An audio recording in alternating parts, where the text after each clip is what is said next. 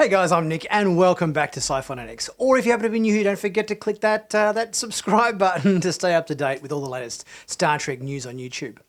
So today I'm talking about Star Trek Picard.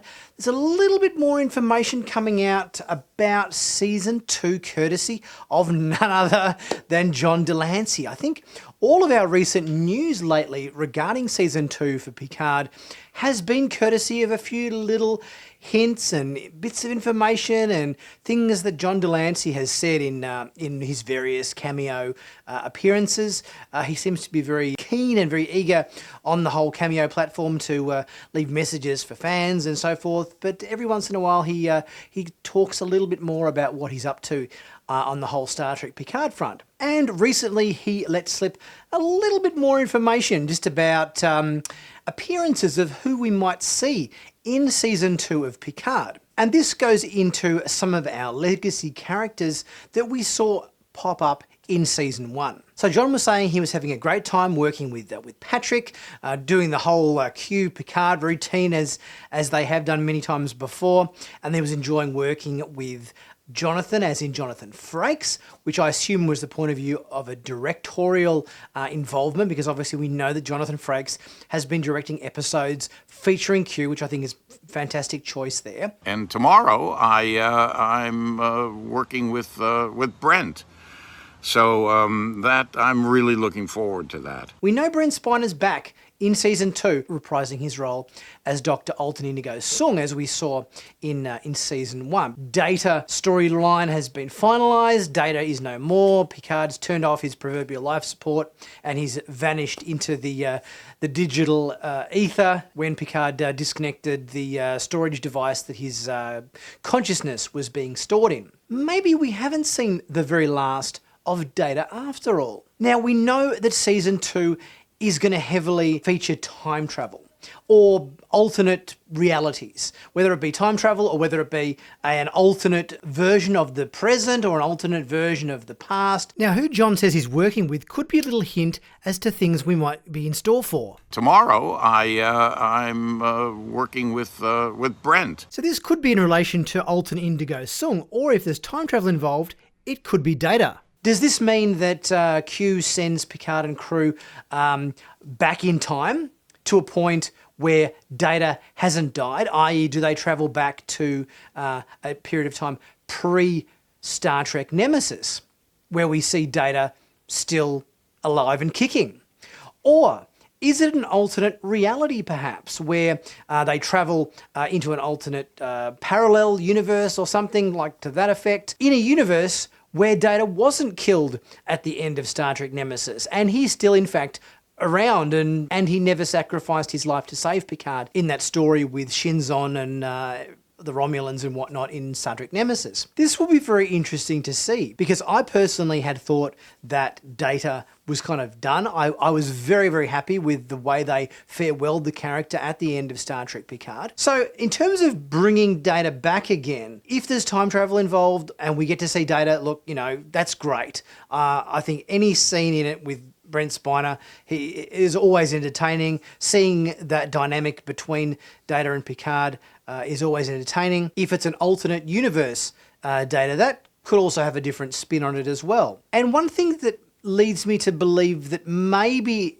it's a time travel / alternate universe story is a couple of production stills that I've seen recently, which has not only 7 of 9 in her kind of black, I think I called it Luke Skywalker from Return of the Jedi kind of outfit, but we see Patrick Stewart wearing one of these costumes as well.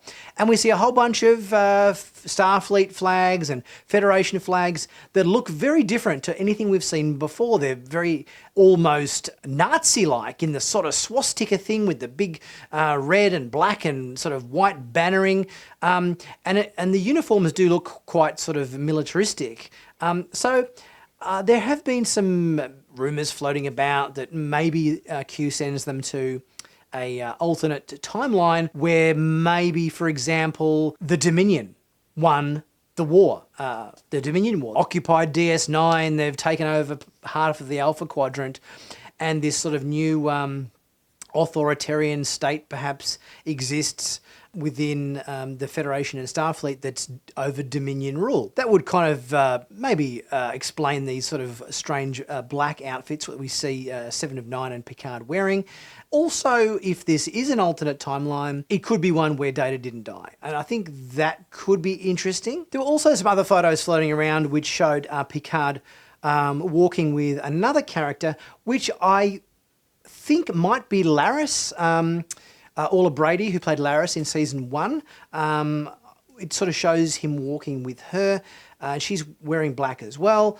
So it would kind of lead me to think, yeah, what is going on in this timeline that they're in, where we've got big sort of almost swastika-esque banners showing a sort of a very different tone for Starfleet and the Federation, and also these very black outfits that we've got Seven and Picard wearing as well. Now, one thing that makes me think this could be an alternate reality where the Dominion won the war is if you have a look at the close of this banner here, you'll see like there's a bit of a star in the middle of this banner surrounded by a sort of almost like a portal or a wormhole that could indicate that it's the Bajoran wormhole that the Dominion came through to invade the Alpha Quadrant. And the little kind of cross star in the centre is very reminiscent of the symbol on the Dominion logo. I think this could potentially make for a very interesting and exciting second season of Star Trek Picard, where we get to see a universe, what it would be like with the Dominion in control of the Alpha Quadrant. So what do you guys think? Do you think it would be good to see Data return in season 2 in an earlier version of him, so they travel back in time to a point pre-Nemesis where we get to see Data once more?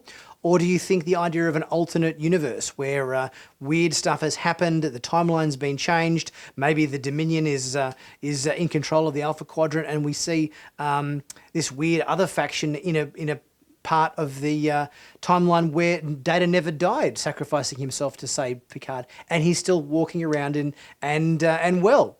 Which version would you prefer? Would you prefer one of those or neither and just sort of said, no, I think we've quite comfortably seen a nice conclusion of the Data character and we're at this point happy to move on with other storylines? Let me know your thoughts in the comment section. Also, guys, for anyone that might have missed out on my 20% off sale in the merch store last week, there is another few days left of that 20% off discount from the 25th till the 28th of May, where you can pick up one of my merchandise, t-shirts, caps, mugs, hoodies, all that sort of thing to help support the channel. It really helps. So make sure you take advantage of that offer while it still lasts. And I will see you guys next time for my next review.